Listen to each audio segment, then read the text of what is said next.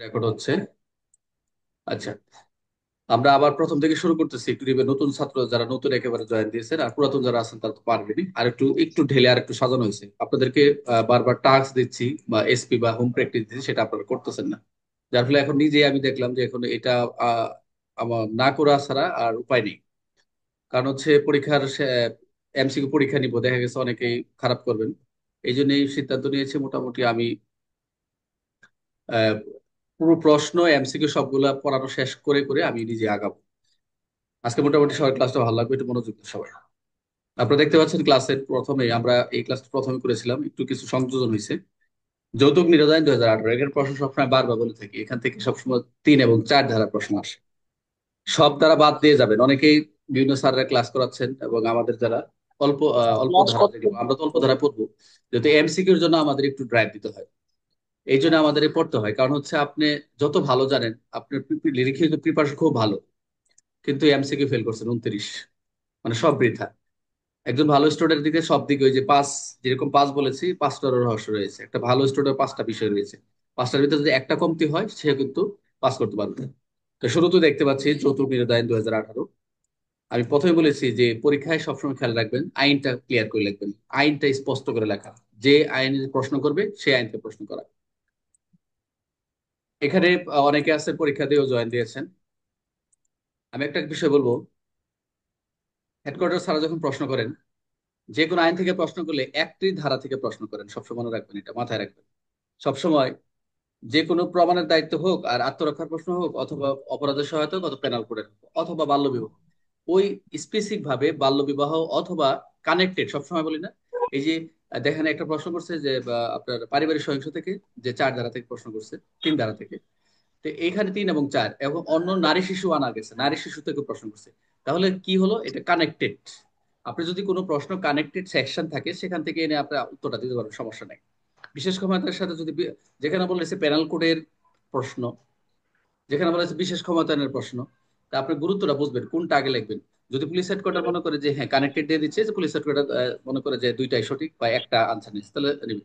কিন্তু কানেক্টেড অনেক সময় দিলেন না, অনেক সময় একটা রিস্ক থেকে যায়। এই জন্য বলি ভাই, যে এই জন্য বলছি কানেক্টিং সেকশনটা ভালো করে জেনে নেবেন, কোন কোন ধারায় কোন কোন কানেক্টেড আছে একটু খেয়াল রাখবেন।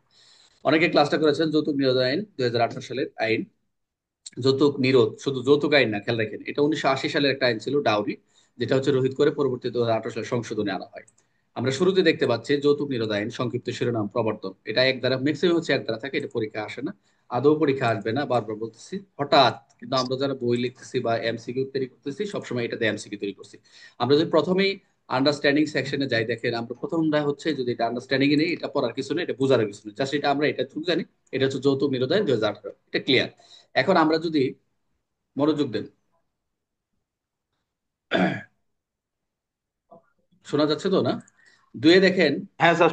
সংজ্ঞা, আমরা সবসময় কি পাবো, 2 এবং 4, ম্যাক্সিমাম হচ্ছে 4 এবং 2, আমরা কি করবো, সংজ্ঞা পাবো। এই সংজ্ঞাগুলো খুব ইম্পর্টেন্ট, এখন থেকে আমি মোটামুটি সংজ্ঞাগুলো দিয়ে শুরু করে আপনাদের শেষ করবো।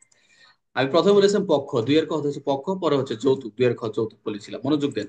আমি এখানে কি বলেছিলাম, এই পক্ষটা আপনারা কি করবেন, আরেকটা বলে নি আপনাদেরকে, আপনারা মেন বইটা সামনে রাখবেন। আমি যখন পড়াবো মেন বইটা পেন্সিল রাখবেন, কোন কোনগুলো ধারা দিচ্ছি, কোনগুলো লিখিত, সেগুলো পেন্সিল দিয়ে দাগ দিয়ে নেবেন। এটা লিখিত প্রশ্ন, এটা রিটার্ন, এটা এমসিকিউ, টিক দিয়ে নেবেন পেন্সিল, অন্য কোনো কালার না, এবং অল্প তৈরি নিয়ে যাবে, পেন্সিল দাগা দিয়ে গুলো হলে স্যারা কিছু বলবে না। প্রথম হচ্ছে পক্ষ। এই পক্ষ বুঝতে হলে এখানে যেভাবে আছে, আমি আপনাদের বোঝানোর সুবিধার্থে আমরা কি করছি, একটু মডিফাই করেছি, যেটা হচ্ছে পক্ষটা এভাবে বুঝাইছি, যেখানে পক্ষ দেখা যাচ্ছে। পক্ষটা কি, এখানে বলা রয়েছে বিবাহর বর বা কনে, আমরা জানি যে দুইয়ের কথা বলছে বিবাহর বর, প্রথম হচ্ছে ছেলে, তারপরে মেয়ে কনে, অথবা বর বা কনের পিতামাতা, অথবা বর বা কনের পিতামাতার অবর্তমানে বৈধ অভিভাবক, ভেরি ইম্পর্টেন্ট। প্রথম হচ্ছে ছেলে মেয়ে, তারপর ছেলে মেয়ে তার পিতামাতা থাকবে, তাদের যদি পিতামাতা না থাকে, তাদের অবর্তমানে বৈধ অভিভাবক যিনি থাকবে সেটাকে পক্ষ বলবে।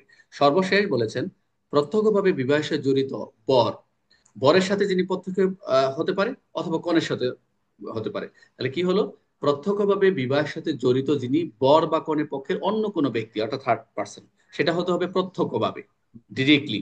হয়তো বরের পক্ষ এই থেকে নম্বর আসবে, এই অথবা নম্বরটা দেখাবেন। এটা কি হবে, একটা পক্ষ হয়ে আসবে, যে কাজ করবে, অনেক সময় আমরা পাই।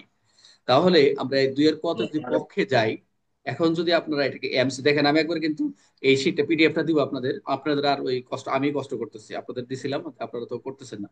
এখান থেকে একবার প্রশ্ন করে দিছি, এমসিকিউ তো রেখে দিছি, পরীক্ষা হলে এই পিডিএফ এ পড়বেন, আপনাদের আর আলাদা এমসিকিউ বই কিনা লাগবে না। এবং আমার এমসিকিউ যে বইটা এভাবে দেওয়া। এই পক্ষ শব্দের অর্থ দেখেন, কে বলবেন এখন, একজন আসেন, সবসময় আসবেন, যে কোনো একজন লাইনে থাকবেন, আমাকে বলবেন। এই যে একটু আগে পড়াইলাম পক্ষ শব্দ অর্থ কি, আমরা এমসিকিউ তৈরি করতেছি, ক্লাসের পরে ক্লাসে শেষ করে বর দেবো। বা কনে, আর বই খোলা দরকার নেই। বর বা কনে তার পিতামাতা একজন বলেন, পরে অবর্ধনের, পরে থাকলেও আপনি একটু পড়বেন।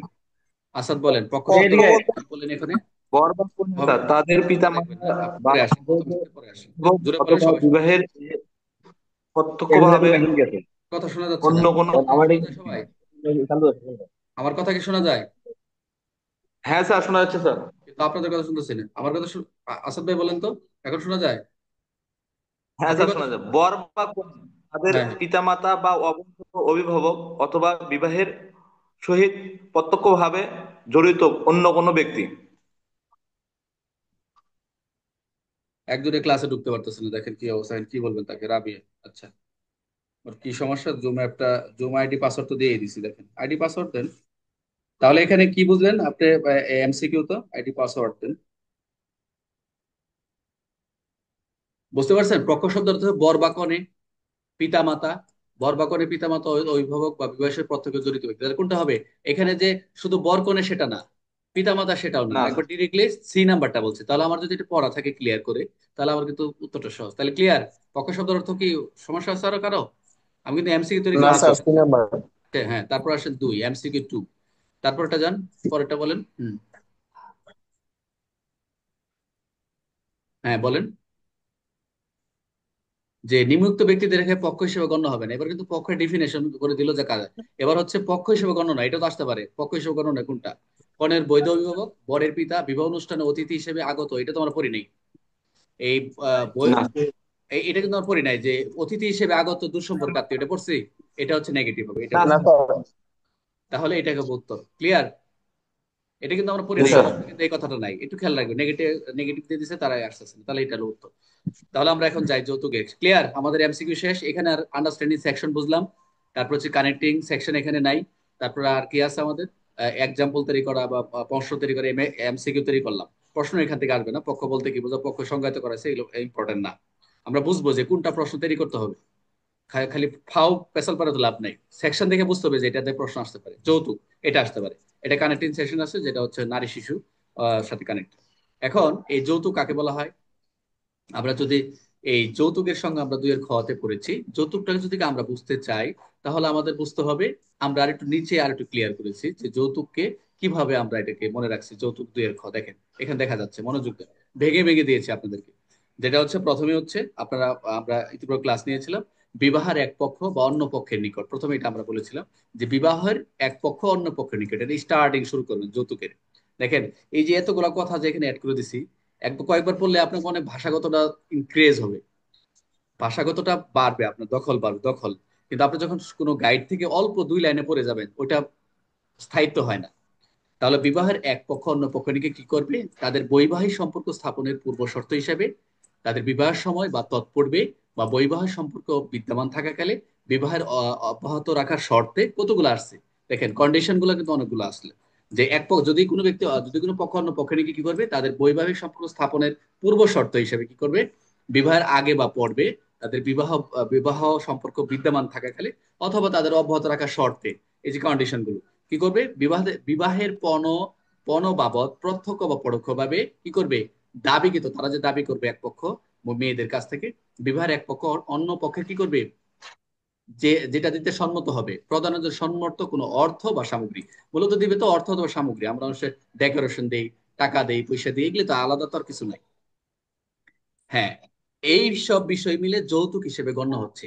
তবে একটু কন্ডিশন আছে, ব্যতিক্রম আছে, ব্যতিক্রম যেটা হচ্ছে যে এখানে আলাদাভাবে দেখাচ্ছে, কি দেখাচ্ছে, অন্য কোনো সম্পদ, মনোযোগ দেন, ভেরি ইম্পর্টেন্ট, যে এটা আলাদা একটা প্রপার্টি, সেটা কি, অন্য সম্পদটা কি, মুসলিম ব্যক্তিগত আইন শরিয়া প্রযোজ্য, যেখানে হচ্ছে আমরা মুসলমান হিসেবে যেখানে শরিয়া আইন প্রযোজ্য হচ্ছে এমন ব্যক্তিগণের মতো দেনমোহর, এটা দেনমোহরের ক্ষেত্রে বা মহারণা, অথবা বিবাহ সময় বৈবাহিক পক্ষগণ আত্মীয় স্বজন যারা আসবেন, বন্ধু বান্ধব আসবেন, শুভাকাঙ্ক্ষী আসবেন, এদের নিকট কি করতে হবে, এরা যারা উপহার দিবেন সেটা এই যৌতুক হিসেবে গণ্য হবে না। তাহলে এখানে কি হয়, আমরা যে এখানে যদি একটু নেই, এটা আর একটু যদি ভেঙে দেই, যে দেনমোহর বা মোহরানা আমি ভেঙে দিচ্ছি, আত্মীয় স্বজন আমি ভেঙে দিচ্ছি, বন্ধু বান্ধব, শুভাকাঙ্ক্ষী ভেঙে দিচ্ছি, সরি, শুভাকাঙ্ক্ষী, এগুলো কি হবে না, যৌতুক হিসেবে গণ্য হবে না। আপনার গণ্য হবে না। তাহলে আমরা যদি যৌতুকের সংখ্যাটা আমরা তো আগে পড়ছি, মোটামুটি এটা হচ্ছে ব্যতিক্রম, মানে এখানে এটা কোন কোন ক্ষেত্রে যৌতুক হিসেবে, আপনার উপর এটা যৌতুক কাকে বলে পরীক্ষা আসবে না, বলো যৌতুকের ব্যতিক্রম কি, কোন কোন যৌতুক হিসেবে গণ্য হবে না। যদি রিটেনে না আসো অন্তত একটা এমসিকিউ তো পরীক্ষা আসবে। এটা এমসিকিউ ধরে নিছে ইনশাল্লাহ, ইম্পর্টেন্ট। তাহলে এখন এটা থেকে আমরা যদি এমসিকিউ তৈরি করি, আরেকজন আসেন যৌতুক থেকে, আমরা আসি এখন যৌতুকের এমসিকিউ। প্রথম হচ্ছে যৌতুক কাকে বলে, দেখেন এমসিকিউ, যৌতুক কাকে বলে কে বলবে, একজন পড়েন জোরে করে, আনসার দেখবেন না, আগে নিজের মতো করবেন। আপনার ওখানে কন্ডিশন হয়তো পড়ে গেলেন, যৌতুক কাকে বলে। স্যার, যদি বিয়ের কন্ডিশন স্থাপিত রাখার জন্য যে যা যা চুক্তি করা হয় তাকে যৌতুক বলা হয়। আচ্ছা, সেটা যৌতুক কাকে বলে তো এটা এমসিকিউ, কিন্তু বলে যৌতুক কাকে বলে এখানে বলা হচ্ছে শুধুমাত্র উপহার, না বিবাহের সময় বা তৎপূর্বে বৈবাহের সময় চলে এক পক্ষ অন্য পক্ষকে দাবিকৃত অর্থ সামগ্রী, কনের পরিবার কর্তৃক পরিবারকে দেওয়া খাবার, স্যার, বিবাহ অনুষ্ঠানের আয়োজনের খরচ। তাহলে হবে কি উত্তর বি, তার উত্তর বি। বিবাহের সময় পূর্বে ও বৈবাহিক রাইট, সম্পর্ক আমরা এটা, চলমান হ্যাঁ চলাকালে হ্যাঁ, এক পক্ষকে এইটুকু অন্য লিখলে পক্ষ। হবে। এই যে এইটুকু লিখলে, বিবাহের সময় তৎপূর্বে বা বৈবাহিক সম্পর্ক স্থলাকালে এক পক্ষ অন্য পক্ষকে দাবিকৃত অর্থ সামগ্রী দেওয়াকে যৌতুক বলে। এটাও লেখা যায়, ওরা মোটামুটি আসছে। এখন আসেন, আমি যদি এক কথা বলি, অর্থ সামগ্রী যদি বলি, এটা হবে না স্যার? হ্যাঁ হ্যাঁ, অর্থ সামগ্রী তো অবশ্যই, অর্থ অর্থ সামগ্রী তো মেন। অর্থ সামগ্রীটা হচ্ছে অর্থ সম্পদ বা সামগ্রী যেটাই হোক। আচ্ছা, 2 নাম্বার। বা যে কোনো কিছু দাবি করা, স্যার বিবাহের হ্যাঁ সময় যে কোনো কিছু দাবি করাকে যৌতুক বলে। হ্যাঁ হ্যাঁ, এটা হচ্ছে আমাদের হ্যাঁ, বেসিক বেসিক কমন সেন্স। পরীক্ষা হলে তো 3 মার্কের যদি প্রশ্ন আসে, আপনি তো এই লাইনে 3 মার্ক দিতে পারবেন না। যৌতুক দিয়ে লিখে একটু বৈশিষ্ট্য টানবেন, উপাদান টানবেন, অনুষঙ্গ টানবেন, এগুলা নিজের মতো করে নিবেন আর কি, নিজের ক্যাপাসিটি আর কি। পড়া থাকলে ক্যাপাসিটি বাড়ানো যায় ভাই, পড়াশোনা না থাকলে ক্যাপাসিটি বাড়ানো যায় না। 2 নাম্বার, কেউ কথা বলবেন না? উহুম। আজকে 7-8 জন অ্যাটেন্ড করেছেন, সকলকে ধন্যবাদ। ক্লাসটা মনোযোগ দিয়ে শুনেন, কেউ যাবেন না, নেক্সট ক্লাস আবার জয়েন করবেন। 2 নাম্বার দেখেন, নিম্নের কোনটি যৌতুক হিসেবে গণ্য হবে না, কে বলবেন? খুব সুন্দর কোশ্চেন, একজন আসেন, কে বলবেন? নাদিম অথবা কেউ, কেবলই তো বলছেন যে কোন কোন যৌতুক হিসেবে গণ্য হবে না, এবার এমসিকিউ করছে। তবে দিনমোহর স্যার। দেনমোহর। দেনমোহর স্যার। গুড। এখানে কিন্তু কনের পিতা আমার কাছে বরের পরিবার একটি মোটরসাইকেল দাবি করে, এটা তো যৌতুক। বৈবাহিক সম্পর্ক স্থাপনে পূর্বশরীরে টাকা দেওয়া, এটাও যৌতুক। বরের প্রতি সম্মতি গয়না টয়না দেয়, সম্পদ, এটাও যৌতুক। তাহলে তো দেনমোহর, এটা গণ্য হবে, দেখছেন ছোট করে লিখছে। এটাই হচ্ছে ক্রাইটেরিয়া দেখেন। তারপরে আমরা 3 নাম্বার দেখি, আরেকটা এমসিকিউ আসছে। আমি ক্লাসে পড়া ক্লাসে শেষ করবো, আমি আর ওই ফাঁকি, আপনাদের ফাঁকি দেওয়াচ্ছি না। আচ্ছা, তারপর 3 নাম্বার দেখেন, যৌতুক সংজ্ঞা অনুযায়ী মুসলিম ব্যক্তিগত আইন অনুসারে কোনটি যৌতুকের অন্তর্ভুক্ত নয়? যৌতুক সংজ্ঞা অনুযায়ী মুসলিম ব্যক্তিগত আইন অনুসারে কোনটি যৌতুকের অন্তর্ভুক্ত নয়? কোনটি হবে, দেনমোহর, মোহরানা, টেলিভিশন? দেনমোহর বা দেনমোহর মোহরানা। মোহরানা। মানে এটাই হচ্ছে যৌতুক গণ্য হবে না। গুড। 4 নাম্বারটা দেখি, এই সবাই বুঝতেছেন তো? 4 নাম্বার, 4 নাম্বারটা হচ্ছে, যৌতুক সংজ্ঞায় বিবাহ অব্যাহত রাখার শর্তে বলার অর্থ কি বোঝায়? এই যে যৌতুক সংজ্ঞা বিবাহ অব্যাহত রাখার শর্ত বলে না, অব্যাহত রাখার শর্ত, এই বলার অর্থ কি বোঝায়? বিবাহ ভাঙার পর ফেরত দেওয়া, বিবাহ বজায় থাকার পর প্রকান্ত দাবি করা সম্পদ, বিবাহের আগে গয়না, বিবাহের উপলক্ষে দেওয়া জামা কাপড়, কি হবে? এই যে অব্যাহত রাখার শর্তটা কি বোঝাচ্ছে? এটাই বোঝাচ্ছে যে বিবাহ বজায় রাখার জন্য প্রকান্ত দাবি করা সম্পদ। ঠিক আছে, হ্যাঁ, বুঝতেছেন বিষয়গুলা? আমি কিন্তু যখন পরীক্ষা নিবো এমসিকিউ এগুলা এখান থেকে দিব, এই জন্য আপনাদের হয়ে যাচ্ছে। এরপরে ভুল করলে তো কিছু করার নাই, নতুন করে এমসিকিউ হবে না, ওখানেও শেষ হচ্ছে, এখানে জাস্ট রিভিশন হয়ে যাচ্ছে ইনশাল্লাহ। আর আমার বইয়ে এমসিকিউ এগুলাই, আর আপনারা আলাদা পড়াবেন। লাস্ট কোশ্চেন, লাস্ট, নিম্নের কোনটি যৌতুক সংজ্ঞার মধ্যে পড়বে? নিম্নে কোনটি যৌতুক সংজ্ঞার মধ্যে পড়বে, কে বলবেন? দেখেন, বন্ধু বান্ধব কর্তৃক প্রদত্ত উপহার, বিবাহের এক পক্ষ অন্য পক্ষের শর্ত সাপেক্ষে অর্থ নগদ, শুভাকাঙ্ক্ষীদের উপসামগ্রী, সামাজিক রীতির অংশদায়ক স্মারক, কোনটা হবে? বিবাহের এক বিবাহ পক্ষ এক অন্য পক্ষ কাছ পক্ষকে থেকে অন্য শর্তসাপেক্ষে নগদ পক্ষকে অর্থ, শর্ত এটা সাপেক্ষে দেওয়া নগদ এতটুকু অর্থ। শিখছেন তো যে অর্থ সামগ্রী, এটা তখন থাকবে অর্থ সম্পত্তি বা সামগ্রী, তাই না? এটাই। আচ্ছা, জি স্যার। অর্থ, এই যে সম্পদটা হচ্ছে গহনা টহনা বুঝাইতে বুঝায়, ডেকোরেশন বোঝায়, এগুলা একটু খেয়াল রেখে শেষ। এখন আসেন আমরা পরের ইয়েতে যাই। এখানে আমরা একটা সৃজনশীল প্রশ্ন বা একটা প্রশ্ন তৈরি করি, এই আমরা যৌতুক থেকে। মনোযোগ দেন, একবারে হয়ে যাচ্ছে কিন্তু, একদম ফিনিশিং, আর পড়া লাগবে না। প্রথম হচ্ছে, পরীক্ষা যদি থাকে এরকম একটা স্পেসিফিক ভাবে ঘটনা থাকবে আপনাদের, যদি থাকে, এএসআই যারা পরীক্ষা দিচ্ছেন, কনস্টেবলদের তো থাকেই সমস্যা, আমরা প্রস্তুতি নেই, সমস্যা নেই। বলছে, মনোযোগ দেন, রাহুল ও সুবীর বিয়ে ঠিক হয়, মনোযোগ দেন। রাহুল ও সুমির বিয়ে ঠিক হয়, সুমির পরিবার পক্ষ থেকে রাহুলের পরিবারের একটি মোটর সাইকেল এবং নগদ 2 লক্ষ টাকা দেওয়ার শর্তে বিয়ের সম্মতি দেওয়া হয়। অলরেডি যৌতুক গণ্য হয়ে গেছে।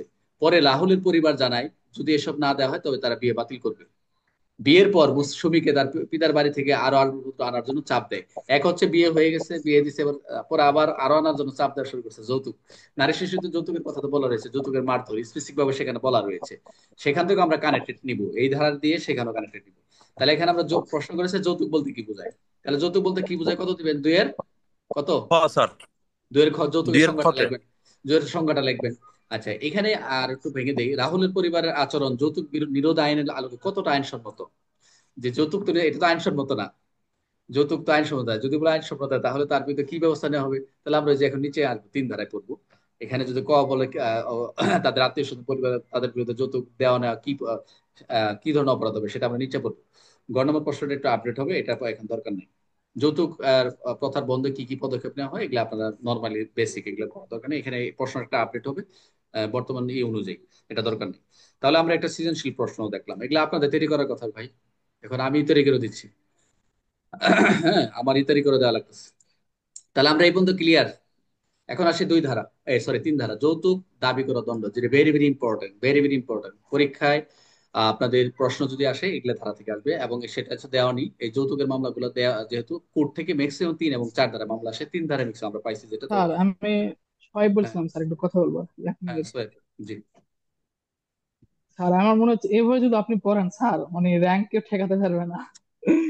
ভাই, মানে আমি সেরকম চিন্তা করলাম, লাগতেছে স্যার। আমি চিন্তা করতেছি যে আপনাদের খালি পড়া আমি দেই যে 5টা দেরি করবেন, সবাই তো ডিউটি করে ভাই, ডিউটি করে করে এমন অবস্থা স্যার হইতেছে, আমি আমিও করি। স্যার আমি 1 মিনিট স্যার, আমি আমি এবার পরীক্ষা দিচ্ছি শুধু মূল বই পড়ে, কিন্তু আমি কোনো কাগজ টাইপ করিনি। এমসিকিউ তো 36 পাইছি, কিন্তু লিখিত পরীক্ষা আমি লিখতেই পারিনি স্যার। মানে কিভাবে লিখে তাও আমি জানি না। কিন্তু মানে আপনার ক্লাস দেখে এখন খুব সহজ অসুবিধা নাই, লাগতেছে। সমস্যা নাই, একটু প্র্যাকটিস করেন। আমার পরে আপনারা এগুলো শীট নিয়ে বেশি এই পিডিএফ গুলো পড়বেন, অন্য কিছু বলা লাগবে যে পিডিএফ বাজারে যেগুলো সবাই পিডিএফ করছে কপি পেস্ট। আমি তো পিডিএফ দিতে পারি, এই যে পিডিএফ করা কি সহজ? পিডিএফ করতে কঠিন কিছু নাকি? যে ইয়ে ঢুকবো, পিডি লজে ঢুকবো, কপি পেস্ট করে জাস্ট খালি উপরে কিছু বাদ দিয়ে সহজ করলে এর পিডিএফ হয়ে গেল। আরে ভাই, এটা হলো না তো, ওইটার ভিতরে ঢুকে ভাইঙ্গা টাইঙ্গা তরকারি রান্না করে আপনার খাওয়াই দিতে হবে এক কথায়। এটা হচ্ছে পিডিএফ, কলা কৌশল দেখাইতে হবে। এটা তো আপনিও পারেন, আমার কাছে আসছেন কেন? আমার কিছু যা মাথায় আছে আপনাকে দিয়ে দেওয়া, কিছু টেকনিক্স শেখাই দেওয়া, এটাই। তার নাহলে তো আপনি বসে বসে পড়তে পারেন। আচ্ছা, আমরা এখন আসি, ট্রাই টু আন্ডারস্ট্যান্ড হিয়ার।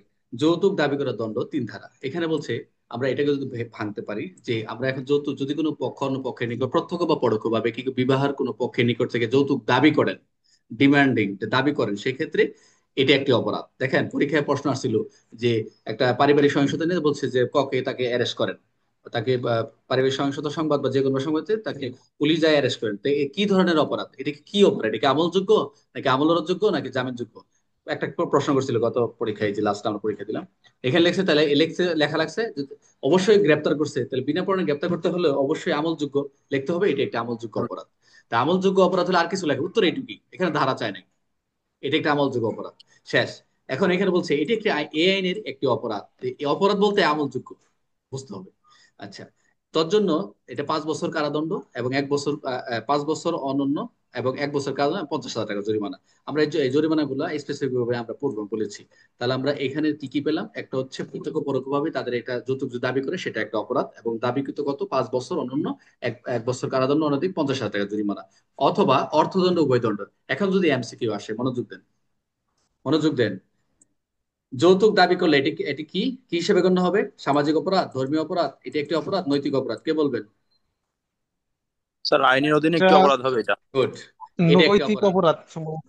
না না না না, না না, একটু আগে আমরা তো নৈতিক অপরাধের পড়ি নাই, এখানে নৈতিক অপরাধ আছে যে এই আইনের একটি অপরাধ, এই যে দেখা না যাচ্ছে লেখাটা, এটি একটি অপরাধ। না, ওই যে প্রথমে তো পড়ছিলাম স্যার, ওই যে নৈতিক অপরাধ। ওটা মনে হয় ভুল করছে, মনে হয়তো মনে হয় ভুল ছিল। আচ্ছা, আইনের এই দিনে একটি অপরাধ। 2, যৌতুক দাবি করলে সর্বোচ্চ কি শাস্তি হতে পারে? 1 বছর, একটু পাঁচ আগে বলছি। বছরের কারাদণ্ড এক স্যার। বছরের কারাদণ্ড, 5 বছর, সর্বোচ্চ সর্বোচ্চ 5 বছর। ভেরি গুড, সর্বোচ্চ স্যার দেখেন, 5 বছর। ভেরি গুড, এই যে হয়ে গেল কিন্তু আপনাদের সর্বোচ্চ শাস্তিটা। 3 নাম্বার, যৌতুক দাবি করলে কোন কোন শাস্তির বিধান রয়েছে? শুধুমাত্র কারাদণ্ড, অর্থদণ্ড, কারাদণ্ড, ঊর্ধ্বদণ্ড, উভয়দণ্ড? শুধুমাত্র সতর্কীকরণ কি হবে? কারাদণ্ড, অর্থদণ্ড, কারাদণ্ড, উভয়দণ্ড। অর্থদণ্ড, উভয়দণ্ড, উভয়দণ্ড, তিনটাই। Very good, very good, clear. তিন দ্বারা ক্লিয়ার। এখন আসেন 4, দেখি এখন 4 দ্বারা আমরা কি।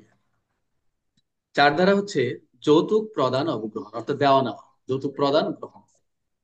এখন একই বিষয়, একই টপিক, একই কথা আসছে, যদি কোনো ব্যক্তি, যদি কোনো পক্ষ অন্য পক্ষের হয়ে যৌতুক প্রদান গ্রহণ করে, যৌতুক প্রদান বা গ্রহণের সহায়তা করে, সেটা কি হবে? যৌতুক প্রদান ও গ্রহণের উদ্দেশ্যে এটা একটি অপরাধ। এবং এই যে যৌতুক প্রদান ও গ্রহণের ক্ষেত্রে সে কোনো চুক্তি করে, উদ্দেশ্যে কোনো চুক্তি করে, চুক্তি তো আমরা বুঝি মৌখিক চুক্তি হতে পারে, দুই পক্ষ মিলে একটি স্টাম্প হতে পারে, যে কোনো ভাবে চুক্তি করতে পারে, যে অর্থ সময় এত বছর ভিতরে দিবে, স্বর্ণ দিবে, এগুলো একটা চুক্তি করে বিয়ের পরে দিবে, যে যৌতুকের যেগুলো বিধানগুলো বলে রয়েছে, এটা একটা অপরাধ। তবে তোর জন্য এই সেম অপরাধে তোর জন্য 5 বছর, অনন্য 1 বছর কারাদণ্ড, 50,000 টাকা জরিমানা, অর্থদণ্ড, অর্থ উভয় দণ্ড। জরিমানা কিন্তু একই, এটার জরিমানা একই। তাহলে আমরা চলে যাই এমসিকিউ। নিম্নের কোনটি এই ধারার অধীনে অপরাধে গণ্য হবে? নিম্নের কোনটি এই ধারার অধীনে অপরাধ গণ্য হবে? যৌতুক দাবি করা, যৌতুক গ্রহণ করা, যৌতুক প্রদান গ্রহণ সহায়তা, অথবা চুক্তি করা, কোনটা? প্রদান গ্রহণ সহায়তা যৌতুক স্যার, এটা যৌতুক ভেরি গুড। প্রদান গ্রহণ আমরা সহায়তা করা। আমরা আর একটু শিখলাম এই ইয়েতে, যে যৌতুক প্রদান গ্রহণ, গ্রহণ প্রদান সহায়তা। গ্রহণ সহায়তা এবং চুক্তি করে, এখানে কিন্তু আর একটু অ্যাড করে দিছি। ওখানে শুধু গ্রহণ প্রদান না, সেখানে সহায়তাও রয়েছে, চুক্তি করাও রয়েছে।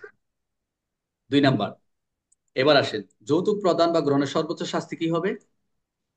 5 বছর কারাদণ্ড, 5 বছর 50,000 5 বছর কারাদণ্ড, কারাদণ্ড, 50,000 টাকা। জরিমানা। Very good. 3 নাম্বার দেখি, যৌতুক প্রদান গ্রহণের ন্যূনতম কারাদণ্ড কত? 1 বছর, 3 বছর, 1 6 বছর মাস স্যার। গুড, 1 ভেরি বছর। গুড, এক ভেরি গুড। তাহলে আমরা এক এটা ওকে, বছর হ্যাঁ হ্যাঁ রাইট, ঠিক আছে। তাহলে এখন আসে আমরা 5 ধারা। এইখানে স্যার একটু কথা ছিল স্যার। হ্যাঁ, স্যার এই যে রিয়াদ সর্দার। যৌতুক, স্যার হ্যাঁ একটু বলুন, কথা ছিল স্যার। এই যে বলেন। আহ, যৌতুক নিরোধ আইনের যে স্যার শাস্তিটা স্যার, হুম। এখানে যদি স্যার যে সর্বোচ্চ শাস্তি তো স্যার 5 বছর, যদি এরকম থাকে 50,000 টাকা, এটা যদি না থাকে তো সেক্ষেত্রে 5 বছরের এটা সঠিক হবে স্যার দিলে? হ্যাঁ, 5 বছর সঠিক, রাইট, রাইট। ঠিক আছে স্যার। আচ্ছা, 5 ধারা আমরা আসি। এই সেকশন, আন্ডারস্ট্যান্ডিং সেকশনে দেখি, যৌতুক সংক্রান্ত চুক্তি ফলবিহীন। যৌতুক সংক্রান্ত চুক্তি ফলবিহীন, এটার মানেটা কি? যে আমরা ওই যে আমরা একটু আগে যে আমরা 4 ধারা পড়লাম, গ্রহণ, প্রদান, সহায়তা এবং চুক্তি, এগুলো সবই হচ্ছে ভয়েড, অর্থাৎ ফলবিহীন। ভয়েড ইংরেজি শব্দ, এটাকে চুক্তিটা ফলবিহীন করছে। কোনো কাজ করা যদি ফল না থাকে, সেটা ফলবিহীন হয়, মানে রেজাল্ট লেস, মানে রেজাল্ট পাওয়া যাচ্ছে না। তাহলে এটা চুক্তিটা হবে, তারা যে বিয়ের সময় আগে পরে বৈবাহিক শর্তে যাই কিছু করে না, তারা চুক্তি করে আদালতে যায় যে আমরা স্যার এদের বিরুদ্ধে মামলা করবো, হ্যাঁ মামলা করবো, এরা আমাদেরকে কি করছে, এই আমাদের এগুলো দিচ্ছে না, এই এই ডকুমেন্টস গ্রহণযোগ্য হবে না, এই চুক্তি ফলবিহীন হবে। ক্লাসটি আর 10 মিনিট হবে, ক্লাসটি কেটে গেলে আপনারা আবার জয়েন করবেন, আমি লিঙ্ক দিব। একজন বলেন 9 মিনিট 59 সেকেন্ড, এটা শেষ হবে, এই আইনটি শেষ হবে। তাহলে আমরা এখন যাই পাঁচের কি, যৌতুক প্রদান গ্রহণ সংক্রান্ত চুক্তির বৈধতা কি? বৈধ, শর্ত সাপেক্ষ বৈধ, শুধুমাত্র লিখিত হলে, ফলবিহীন, কোনটা হবে? তাহলে চুক্তির ফলবিহীন বৈধতা, স্যার।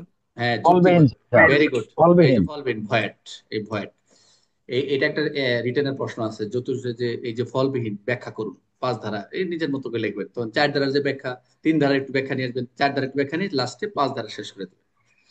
2, যৌতুক সংক্রান্ত চুক্তিকে আইনের দৃষ্টিতে কেন ফলবিহীন করা হয়েছে? কেন? এটি ধর্মীয় বিধান নিষিদ্ধ, এটি সামাজিকভাবে গ্রহণযোগ্য নয়, এটি আইনের অধীনে একটি দণ্ডনীয় অপরাধ, এটি মৌখিক হলে এটি মৌখিক হলে অবৈধ, কিন্তু স্যার এটি অধীন, আইনের হ্যাঁ, অধীনে একটি দণ্ডনীয় অপরাধ। দণ্ডনীয় অপরাধ। Very good, very good. তারপর 6 আমরা আসি এবার, মিথ্যা মামলা দায়ের, এটা একটা কানেক্টেড সেকশন আছে, আমরা পেনাল কোডে পাবো 211, 182, এবং অন্যান্য যে মাইনর গুলো রয়েছে 6, 11, 13, এরকম বহু ছোট ছোট আছে, আমরা এগুলো যখন পড়বো আমরা পাবো। মিথ্যা মামলা যদি দায়ের করে, যদি কোনো পক্ষ অন্য পক্ষের বিরুদ্ধে যদি এরকম মিথ্যা মামলা দায়ের করে, সেই তার জন্য কি হবে? সেই ক্ষেত্রে যদি কোনো ব্যক্তি অন্য কোনো পক্ষ ক্ষতি সাধন অভিপ্রায় কোনো ব্যক্তির বিরুদ্ধে আইনের অধীনে মামলা অভিযোগ করার জন্য ন্যায্য বা আইনের কারণ নাই, এই কথাগুলো পড়তে পড়তে আমাদের মুখস্থ হয়ে যাবে। এবং একই কথা বারবার আসতেছে কানেক্টিং সেকশনে, যে যিনি অভিযোগ করলেন তার অযথা কোনো আইনানুগ কোনো ন্যায্য কারণ নাই, না জানি আমি আমি একজন তদন্তকারী, আমাকে অযথা হেয় করা হয়েছে, আমাকে ব্যবহার করে সরকারি কাজে তাকে বাধ্য করা হয়েছে, না জানিয়েও যদি মামলা বা অভিযোগ দায়ের করেন, তাহলে এটা একটি অপরাধ। তিনি কি করবেন? 5 বছর কারাদণ্ড, অনধিক 50,000, এখানে 1 বছর বলে নাই, সর্বোচ্চ বলছে 5 বছর কারাদণ্ড এবং 50,000 টাকা জরিমানা, এবং অর্থদণ্ড, উভয় দণ্ডে দণ্ডিত হবে। রিপিট, যে এটা হচ্ছে মিথ্যা মামলা যদি দায়ের করে 6 ধারার, সেটা হচ্ছে 5 বছর কারাদণ্ড বা অনধিক 50,000 টাকা অর্থদণ্ড, উভয় দণ্ড হবে। এখন এমসিকে যাই, মিথ্যা মামলা দায়ের শাস্তি সর্বোচ্চ কত হতে পারে? কে বলবেন? 5। 5 বছর, 5 50,000 বছর টাকা। কারাদণ্ড, 50,000 টাকা। গুড। 2 নাম্বার, মিথ্যা মামলা দায়ের করলে অপরাধ তখনই প্রযোজ্য হয় যখন মামলা আদালতে প্রমাণিত হয় না, মামলা সাক্ষী থাকে না, ক্ষতি সাধন উদ্দেশ্যে ন্যায্য আইনানুগ কারণ ছাড়াই মামলা দায়ের করা হয়, কোনটা হবে? ক্ষতি ক্ষতি সাধন সাধনের উদ্দেশ্যে ন্যায্য এটাই, এই আইনানুগ কথাটা কারণ নেবেন। ছাড়াই মামলা দায়ের করা। ভেরি গুড, এই কথাটা নেবেন। ক্ষতি সাধন উদ্দেশ্যে ন্যায্য বাইনানোর কারণ নাই, যে 211-তে এই কথা বলছে, 182-তে এই কথা বলছে, এবং নারী শিশুদের 17 ধারা এই কথা বলছে। জাস্ট অন্যান্য ধারা সেকশনের জরিমানাটা বা সাজাটা চেঞ্জ হতে পারে, বাট এই কথাগুলো একই। আপনারা যখন বারবার পড়বেন কথাগুলো আপনারা অটোমেটিক লিখতে পারবেন। খালি পরীক্ষার প্রশ্ন আসলে 17 ধারায় ব্যবস্থা নেওয়া হবে। আরে ভাই একটু লেখেন, এই 17টা একটু ব্যাখ্যা দেন, 2টা লাইন লেখেন। যারা ভালো করে তাদের সাথে একটু কপাল না ঘষলেও একটু হাত মিলেন যে ভাই কিভাবে লেখছেন। 3 নাম্বার, কোন পরিস্থিতিতে মামলা দায়ের করা অপরাধ গণ্য হবে না? কোন পরিস্থিতিতে মামলা দায়ের করা অপরাধ গণ্য হবে না? যদি উদ্দেশ্য হয় কারোর ক্ষতি সাধন, ন্যায্য বা আইনানুগ কারণ থাকে, যদি ভুলবশত অভিযোগ করা হয়, সামাজিক সামাজিক চাপে মামলা করে। মনোযোগ, কোন, এবার প্রশ্নটা একটু ভিন্ন। কোন পরিস্থিতিতে কোন মামলা দায়ের করা পরিস্থিতিতে মামলা দায়ের মানে আমি যে মামলাটা করা করলাম অপরাধ অপরাধ? হবে না, তাহলে কি হবে? ও, যদি যদি আইনানুগ ন্যায্য ন্যায্য, আইনানুগ কারণ থাকে স্যার, রাইট, ন্যায্য আইনানুগ কারণ থাকে। যদি ন্যায্য থাকে। আমি জানি আমি ভিকটিম, আমি সংক্ষুব্ধ ব্যক্তি, আমি ক্ষতিগ্রস্ত ব্যক্তি, আমার ন্যায্যতা রয়েছে, আমার ন্যায্যতা আইনানুগ কারণ রয়েছে, আমার মামলা কি হবে না, সেটা ডিফল্ট হবে না, সেটা ফলস হবে না, সেটা ফেব্রিকেটেড হবে না। তাহলে আমরা মোটামুটি 6 ধারা দেখলাম। সর্বশেষ ধারা আমরা চলে আসছি, আরেকটা ধারা আছে। 6 মিনিট হয়ে যাবে ইনশাল্লাহ। এখন আসেন 7। 7 হচ্ছে এই অপরাধটা কি আমলযোগ্য, জামিনযোগ্য না আপত্তিযোগ্য। এই অপরাধটা হচ্ছে অবশ্যই আমলযোগ্য, জামিন অযোগ্য, আপত্তিযোগ্য। খালি আমলযোগ্য করা হয়েছে, বিনা পয়েন্ট গ্রেপ্তার করতে পারবে আদালতের নির্দেশে, অরেন দিলে। জামিন অযোগ্য, জামিন কি করছে, যোগ্য নয়, জামিন জামিন পাবে না। আপত্তিযোগ্য, সেটা আপত্তিযোগ্য, কম্পাউন্ডেবল রেখা রয়েছে, যেহেতু স্বামী স্ত্রীর বিষয়, দুই পক্ষের বিষয়, আপত্তিযোগ্য করা হয়েছে। তাহলে এটা হচ্ছে আমলযোগ্য, জামিন অযোগ্য, আপত্তিযোগ্য। তাহলে আমরা যদি যাই, যৌতুক নিরোধ আমলযোগ্য, আইনের জামিন অযোগ্য। অধীন বৈশিষ্ট্য কোনটি? পরীক্ষা আসবে যে যৌতুক নিরোধ আইনের এমসিকিউ আসবে, যৌতুক নিরোধ আইন অধীনে সংগঠিত অপরাধ বৈশিষ্ট্য কোনটি? আমলযোগ্য, জামিনযোগ্য, আপত্তিযোগ্য। আমলযোগ্য, জামিন অযোগ্য, আপত্তিযোগ্য, কোনটা? এটাই তো মনে হচ্ছে। এটাই স্যার। এটাই স্যার। রাইট, আমলযোগ্য, জামিনের অযোগ্য, আপদযোগ্য। আপত্তিযোগ্য, ভেরি গুড। এটা এগুলা এমসিকিউ ধরে নেন, এগুলা পরীক্ষায় সবাই ভুল করে, এগুলা আসে। 2, যৌতুক নিরোধ আইনের অধীনে এটি একটি কেমন প্রকৃতির, মানে যৌতুকটা পড়লেন, এই আইনের প্রকৃতিটা কেমন, নেচারটা কেমন? এটি সাধারণ একটি অপরাধ, আমল অগত্য আমলযোগ্য, অপ্রত্যাশিত অপরাধ। জামিনযোগ্য, স্যার, আপত্তিযোগ্য অপরাধ। আমলযোগ্য, ভেরি গুড, দেখেন জামিনের ঘুরাইছি, অযোগ্য, লেখাটা ঘুরাইছি। অবশ্য। গুড। সর্বশেষ 8 ধারা, যেটা হচ্ছে আপনারা সবসময়, আরেকটা ধারা আছে। এই আইনের অধীন অপরাধের বিচারটা কোথায় হবে? 8 ধারায় বলছে এই আইনের অধীন অপরাধের বিচারটা কোথায় হবে। কার মাধ্যমে, মানে কোন আইন বিধানটা প্রয়োগ করবে? যে অপরাধের তদন্ত, বিচার, আপিল, অন্যান্য বিষয় যদি থাকে, সেটা হচ্ছে কোড অফ ক্রিমিনাল প্রসিডিউর বিধান প্রযোজ্য হবে। এটাই যে কোড অফ ক্রিমিনাল প্রসিডিউর না, এখন প্রসিডিউর শব্দ আছে, প্রসিজিউর। এই প্রসিজিউর 1898, অর্থাৎ ফৌজদারি কার্যবিধি বিধান ফৌজদারি প্রযোজ্য হবে। কার্যবিধি। হ্যাঁ, ফৌজদারি কার্যবিধান প্রযোজ্য হবে 8 ধারায়। তাহলে আমরা যে এমসিকিউ নেই, যৌতুক নিরোধ আইনের অধীন সংগঠিত বিচার কি অনুযায়ী পরিচালিত হবে? দেওয়ানি, ধর্মীয়, কোড অফ প্রসিডিউর, পারিবারিক আইন, কোনটা? Code of procedure, criminal affairs সবাই এই আদালত। প্রশ্নটা আউট করে দিই, যে যতগুলো আইন রয়েছে মাইনরিটি, সবগুলো হচ্ছে শিশু আইন, মানব পাচার, যাই কিছু থাক না কেন, ফৌজদারি কার্যবিধির বিধানাবলী অনুসরণ করতে হবে, একদম। এটা কোড অফ সর্বশেষ। ক্রিমিনাল। হ্যাঁ, আর এই কেউ দাগাদাগি করে, নাদিম নাদিম মুস্তফা দাগাদাগি করে না ভাই। আরেকটা প্রশ্ন করছে, কোড অফ ক্রিমিনাল প্রসিডিউর 1898 কি বিষয়ের জন্য প্রযোজ্য? কি বিষয়? শুধু গ্রেপ্তারের জন্য, অভিযোগ তদন্তের জন্য, যৌতুক নিরোধ আইনের যে তদন্ত, বিচার, আপিল সংশ্লিষ্ট বিষয়ের জন্য, শুধু আপোষ করার জন্য? কোনটা হবে এইখানের জন্য? যৌতুক। এই আইনটি অধীনে এবং তদন্ত, বিচার, আপিল কোড অফ সংশ্লিষ্ট বিষয়ের জন্য। দেখছেন কত সুন্দর? আপনারা তো খালি 1 লাইন পড়ে চলে যান। আরেকটা এমসিকিউ তৈরি করা হয়েছে যে এই আইনের অধীনে অপরাধ বিচার, তদন্ত, আপিল করার জন্য এটা কি করে প্রযোজ্য হবে। সর্বশেষ 9, এই আইনের বিধান ক্ষমতা কার? সরকারের। সরকারি গেজেটে প্রজ্ঞাপন সরকারের। দ্বারা তিনি সরকার যে কোনো সময় পরিবর্তন করতে পারেন। এমসিকিউ, যৌতুক নিরোধ আইনের উদ্দেশ্যে পূরণে বিধি প্রণয়নের ক্ষমতা কার? কার? আদালতে, সংসদের, প্রশাসন, সরকার বা সরকার তার। এটা একটা পরীক্ষা আসছিল 20 সালে, সরকারের। 20 সালে সরকার। লেখছে যে এটাই মৎস্য তো অধিকার, আসছিল মনে হয় স্যার। মৎস্য অধিকার আইনে যে বলছে যে মৎস্য অধিকার আইনে এটা পরিবর্তন করার বিধি প্রণয়ন কার? Police super, SP, police super, magistrate, সরকার, লেখছে সবগুলো। তাহলে কি হবে? এটা হবে সরকার। এই ইমরান, আপনি তাকাতে করতেছেন কেন ভাই? কি সমস্যা? তাহলে আমরা একটু রিপিট করি স্যার ভাই। বুঝতে পারিনি স্যার, ভুল হয়ে গেছে স্যার। আচ্ছা, ওকে, ইটস ওকে, বুঝতে পারছি, অসুবিধা নেই। তাহলে আমরা একটু রিপিট দিই, আমরা যদি কি কি ধারা পড়লাম। একে সবাই মনোযোগ দেন, সবাই মনোযোগ দেন ভাই। আমরা একটু রিপিট যাই, আমরা একটু মুখস্থ দেখি। একের 2টা বললাম, একের আমরা যে আহ, মনোযোগ দেন সবাই। নেটে কি সমস্যা করতেছে? শোনা যাচ্ছে ভাই? Yes sir, clear. নেট আচ্ছা মাঝে মাঝে একটু সমস্যা করতেছে স্যার, মাঝে আচ্ছা মাঝে। হ্যাঁ আচ্ছা, হ্যাঁ একে স্যার। আমরা একে শোনা পড়েছি যাচ্ছে আমরা স্যার, শোনা এআইএনটি যাচ্ছে। যৌথ নিয়োগ 2018 সালে পড়েছি, দুইয়ে পড়েছি দুইটি, দুইয়ের ক পক্ষ, দুইয়ের খ যৌতুক, তিনে পড়েছে কি যেটা হচ্ছে যৌতুকের দণ্ড, চারে পড়েছে যৌতুক নেওয়া না অপরাধ, চার যৌতুকের ধারা দণ্ড। পড়েছে কি যৌতুক যৌতুকের প্রদান গ্রহণ, সহায়তা এবং চুক্তি করা, পাঁচ ধারা পড়েছে কি চুক্তি ফলবিহীন, ছয় ধারা কিছু মিথ্যা মামলা, ফলবিহীন সাত ধারা কি পড়েছি মিথ্যা মামলা। সাত ধারা অপরাধ কোন ধরনের অপরাধ? হ্যাঁ আমলযোগ্য যাবে সাধারণ হলো আট কোন ধারা, ধরনের অপরাধ স্যার? হ্যাঁ আট ধারা পড়েছি, আর অপরাধের বিচার। গুড, আট ধারা বিচার, অপরাধের বিচার স্যার। আর নয় ধারা সর্বশেষ নয় বিধি ধারা প্রণয়ন, স্যার, ওই গেজেট বিধি প্রজ্ঞাপন। বিধি প্রণয়নের ক্ষমতা। তাহলে মোটামুটি এই ধারা আমার মনে হয় সূচি টুচি হয়ে গেছে আপনাদের, আপনারা পড়বেন যদিও এই আইনটি খুব স্যার শর্টেস্ট। হ্যাঁ আমরা, হ্যাঁ স্যার, মানে পড়াশোনা করেছি কিন্তু স্যার মনে রাখতে পারছি না, কি করবো স্যার? আচ্ছা, মনে রাখা একটা কৌশল বলি, আপনারা যখন এই পিডিএফটা দেখবেন একবার কয়েকবার রিডিং করবেন, আর মনে রাখার জন্য বলিয়ে দিছি পাঁচ, এই পাঁচবার পড়বেন, পাঁচবার পড়বেন, পাঁচবার বারবার বলি, পাঁচের ভিতরে রহস্য আছে, পাঁচে থাকবেন, একবার পড়বেন, আবার পড়বেন, একবার আবার আবার পড়বেন, আরেকবার, এই পাঁচবার আপনি পড়ে দেখেন, আমার এই পাঁচের ভিতরে থাকেন ভাই, দেখবেন ইনশাল্লাহ পাঁচের ভিতরে আবার তিনটা অ্যাপ্লাই করবেন না, পাঁচের ভিতরে থাকেন।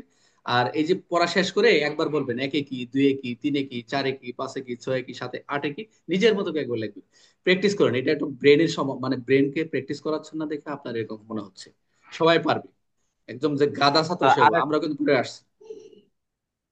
আর একটা কথা তার স্যার। মনে মনে হ্যাঁ হ্যাঁ স্যার, হ্যাঁ। ভিডিওটা দেখলাম, দেখার পর এই বই থেকে যখন পড়ি স্যার, হুম। এই যে একটু দেখায়, এই বইটা যখন পড়ি তখন স্যার আউল বাউল হয়ে যায় স্যার। আচ্ছা মানে আমি ওটার সাথে মানে খালি এই জন্য আমি চাইছিলাম কি, আপনি এটা পড়াইলেন স্যার, এটা আমার পিডিএফ করে দেন, আমি ফটোকপি করে নিয়ে এসে আচ্ছা ঠিক আছে, আমি ওটাই খালি মুখস্থ করবো। আচ্ছা পিডিএফ দিয়ে দিব, আজকে থেকে দিয়ে দিব, স্যার আমার বলছি একটু তো আজকে ক্লাস, আজকে থেকে ক্লাসগুলাই ভিন্ন হচ্ছে, আজকে একটা ক্লাস করাবো, একটা পিডিএফ দিয়ে দেবো, ওই যে একটার ভিতর ঢুকবেন না, সবাই যে যেরকম স্যার, পিডিএফ নিয়ে নেবেন।